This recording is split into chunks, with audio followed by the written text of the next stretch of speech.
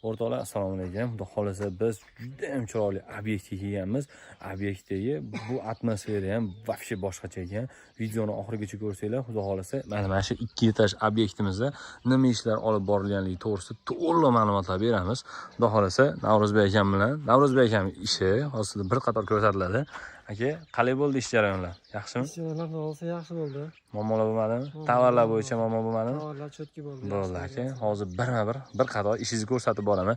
Endi bunaqa ishni to'g'risi xalqqa ko'rsatmasa bo'lmaydi aka. Bunaqa ishni ko'rsatish kerak.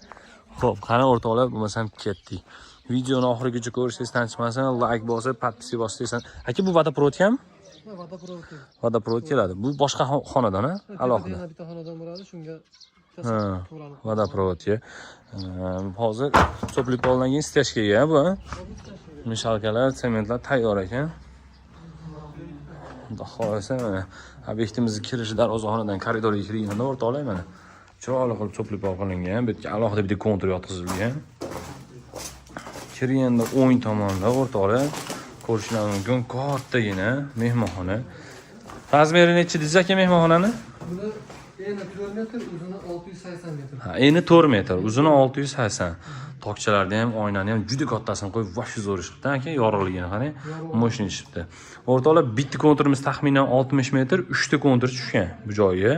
Mehmonxonadan spanligi bu eshik ham bu ham. Bu yoq aka pechka bo'ladi bu yerga. Ha, gazga pechka bu. Ha. Moshina o'rtoqlar. Qaranglar, mabodo misol uchun tok svet bo'lmay qoladigan bo'lsa, tokmi, gazmi bo'lmay qoladigan bo'lsa, pechkadan foydalansa ham bo'laveradi. Mo'risi ham tashalgan ekan, moshina qilib. Gap bo'lishi mumkin emas lekin. Xo'p, kirish bu tomondan, mehmonxona spalniga kirish bu tomondan. Kirganda lekin bu razmeri necha bu yoqda? Razmeri 650 ga 4 metr eni. 650 ga 4 metr. Oynani ham kattasini qo'yib, bu yoqqa ham xuddi shunday 3 ta kontur tushgan. Xo'p, bittachi yoki bitta spanlidan hammomga kirish eshigimiz. Ha, spanlidan hammomga kirsa bo'ladi. Bu общий qilib foydalansa ham bo'ladi. Bu yoqdan ham eshik bo'ladi, Bu yoqdan ham eshik bo'ladi o'rtoqlar. Обязательно bu yerlar ham cho'plik pol bo'lgan, cho'tka qilib cho'plik pol qilib, taylarga penaplekslar solingan. Rakvinaga. Xo'p, bu yer nimaga? Kir mashina bo'ladi. Ha, bir kir mashinaga, bu yoq unitazga, bu yoq dushovoy zona bo'ladi. Aka, xudo xolasa bitgan videolarni ham qo'yamiz. Qaranglar o'rtoqlar, 2-etajdagi oshxona. Ikkinchi etajda ham hammom ekan, o'rtoqlar montajga bitta baho berasizlar. Akalarimiz tushirib ketishgan. Mana shu narsani marhamat bilan topish juda qiyin bo'ldi. O'zim simna saqlab qilib berdik, cho'tka qilib. Montajlarga bitta baho berasizlar. Xo'p, yana bitta foydali ma'lumot. O'rtoqlar, qaranglar. Kotsoldagi, misol uchun chiqayotgan 45 gradus to'g'ri borib, konturlarimizga yetib borishligi uchun o'rtoqlar mana shunaqa qilib izolyatsiya qilingan, обязательно. Bu narsani ustidan cho'plik pol 20 ga to'qilgan. Ko'rayotgan bo'lsanglar, moshina chiqqan o'rtoqlar. Uni ham tagiga обязательно 2 lik penaplex solib, bu bilan tekis bo'lishligi uchun bu yoqqa 5 lik penaplex solingan. Ahamiyat berasizlar. Xo'p, kotelligimiz binodan alohida bo'ladi. Hozir uni ham gapirib o'tamiz. Mana ko'rishinglar mumkin o'rtoqlar. Hop, как лучевой sistemaga o'xshab moshina qilib chiqarib ketilgan. Plastmaslik gidroplastda cho'plik pollardan foydalanganmiz. Shitlar berilgan 60 ga 1 santimetrlik, 60 ga 1 metrlik shitlar berilgan o'rtoqlar. Sizlarga ham har doim maslahat beraman. Shit bilan o'rnatishlik. Ko'pchilik mebel qilib qo'yadi, orqa tomoniga yoki bo'lmasam rod bilan qo'yadi, u xunuk bo'ladi. Bu holatda o'rtoqlar eshigini bitta ochganinglarda, kollektorda orqasi oppoq bo'lib, mana ko'rishinglar mumkin, oppoq bo'lib, juda ham chiroyli turadi. Yana bitta plyus tomoni ustalariga, usta akalarimiz bemalol mana shuna krepleniyalari bo'ladi. Kollektorda qatirsanglar bo'ladi, muammo bo'lmaydi. Ishinglar ham chiroyli bo'ladi usta akalar, uyda egasiga ham juda ham chiroyli turib beradi. Misol uchun aboy qiladigan bo'lsa, mana shu burchaga yopib kelib qo'yiladi. Ish go'zal chiqadi xullas, o'rtoqlar. Xo'p, endi kotellik to'g'risida ma'lumot beradigan bo'lsak, o'rtoqlar, kotellik binodan alohida mana shu joyga bo'lar ekan. Hozirgi paytda binodan alohida qilgan yaxshi, chunki ko'ryapsizlar, har xil holatlar bo'lyapti, portlashlar bo'lyapti aka. Bunaqa joyga qilinadigan bo'lsa, yosh bola bo'lishi mumkin. Ko'pchilik hammomni ichiga qilib qo'yapti. Uni maslahat berilmaydi. Iloji bo'lsa, binodan alohida qilib qo'yilgan yaxshi bo'ladi kotellikda. Xo'p, xudo xolasa zo'r bo'ldi aka. Endi 2-etajda отопление bo'lishi mumkin. Uni ham bitta ko'rib ko'raylik aka. 2-etajga chiqishimiz. Ko'rishinglar mumkin, juda ham chiroyli. Obyekt juda ham chiroyli tushgan o'rtoqlar.